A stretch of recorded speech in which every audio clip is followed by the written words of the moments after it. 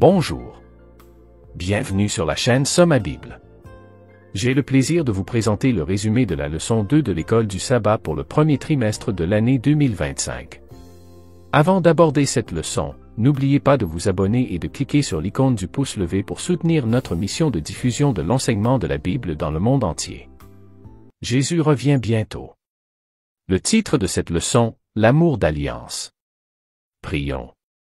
Père céleste, merci pour ton amour et le don de ton Fils. Jésus, merci de nous avoir révélé le Père et de nous avoir donné la vie éternelle. Guide-nous dans toute la vérité et aide-nous à vivre en harmonie avec toi et les uns avec les autres. Au nom de Jésus, Amen. Notre texte clé se trouve dans Jean, chapitre 14, verset 23.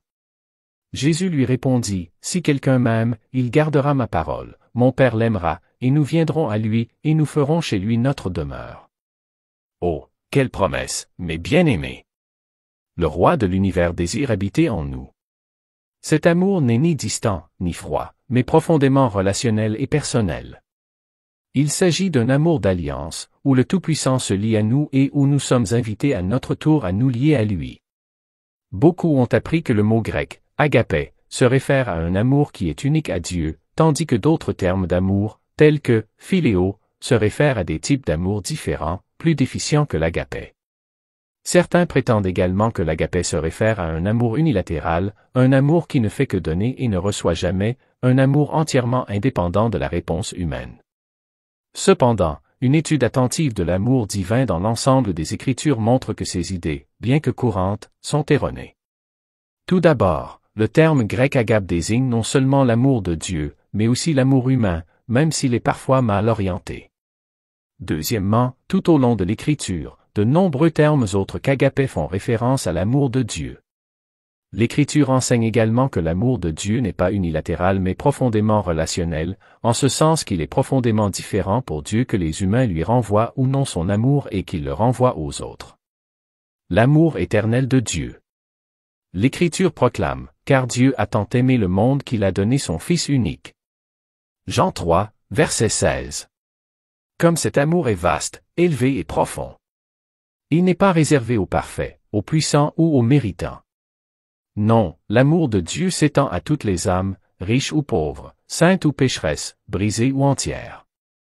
Cet amour est éternel, comme le déclare Jérémie 31, verset 3, « Oui, je t'ai aimé d'un amour éternel, c'est pourquoi je t'ai attiré avec bonté. » Si Dieu aime tout le monde, cela signifie qu'il doit aimer des personnages assez méprisables, car il y en a beaucoup, en fait, des méprisables. Qu'est-ce que l'amour de Dieu pour ces personnes devrait nous apprendre sur la manière dont nous devrions chercher à nous comporter avec elles? Ne dites pas en votre cœur, « Je n'en suis pas digne. » Car personne n'en est digne, et pourtant il les aime tous. Telle est la nature de l'amour divin, il est donné, il ne se mérite pas.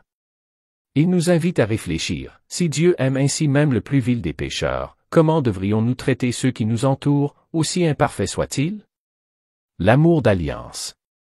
La Bible décrit souvent la relation d'amour spéciale que Dieu entretient avec nous en utilisant des métaphores familiales ou de parenté, en particulier des métaphores de l'amour entre un mari et sa femme ou d'une bonne mère pour son enfant.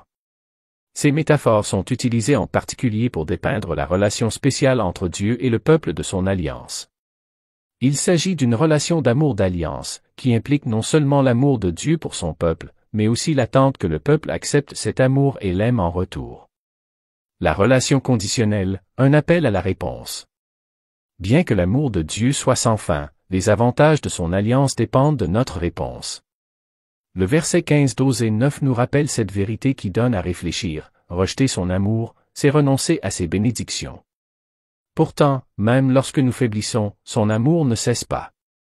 Il est prêt à pardonner, à restaurer, à renouveler. Celui qui a mes commandements et qui les garde, c'est celui qui m'aime. Et celui qui m'aime sera aimé de mon Père, et je l'aimerai et me manifesterai à lui. Jean 14, verset 21.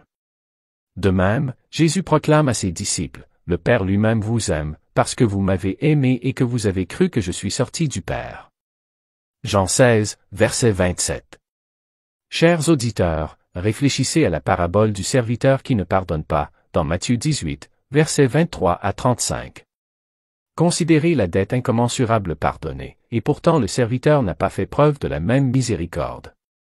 Combien de fois, après avoir beaucoup pardonné, avons-nous refusé de pardonner aux autres?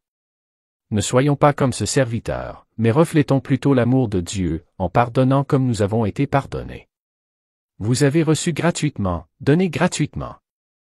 L'apôtre Jean nous enseigne que nous l'aimons parce qu'il nous a aimés le premier. 1 Jean, chapitre 4, verset 19.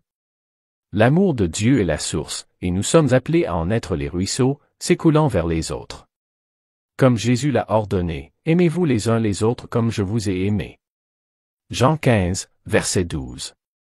Cet amour n'est pas un simple sentiment, mais un appel à l'action, servir, pardonner, donner et montrer aux autres le Sauveur.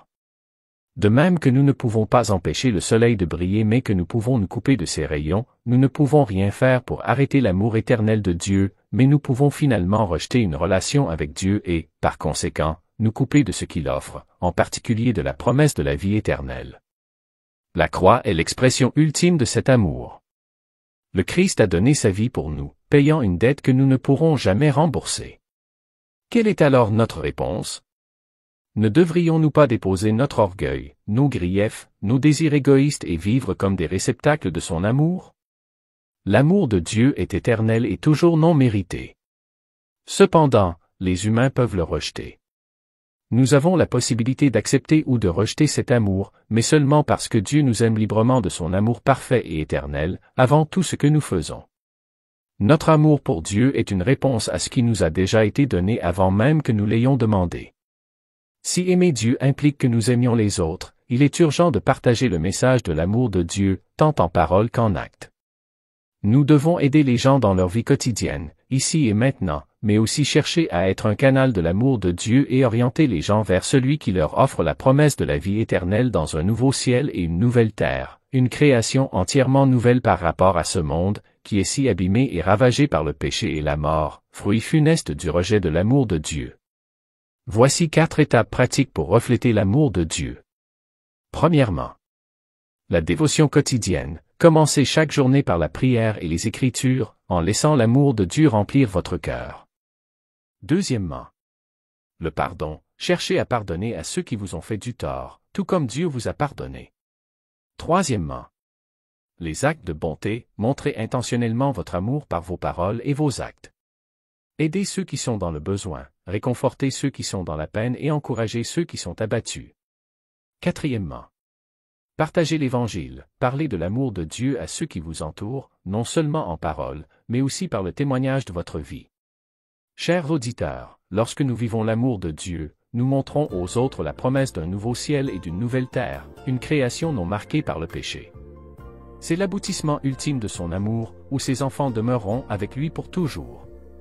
Allons de l'avant, non pas en tant que simples récepteurs, mais en tant que porteurs de l'amour divin, vivant pour glorifier celui qui nous a aimés le premier. Amen.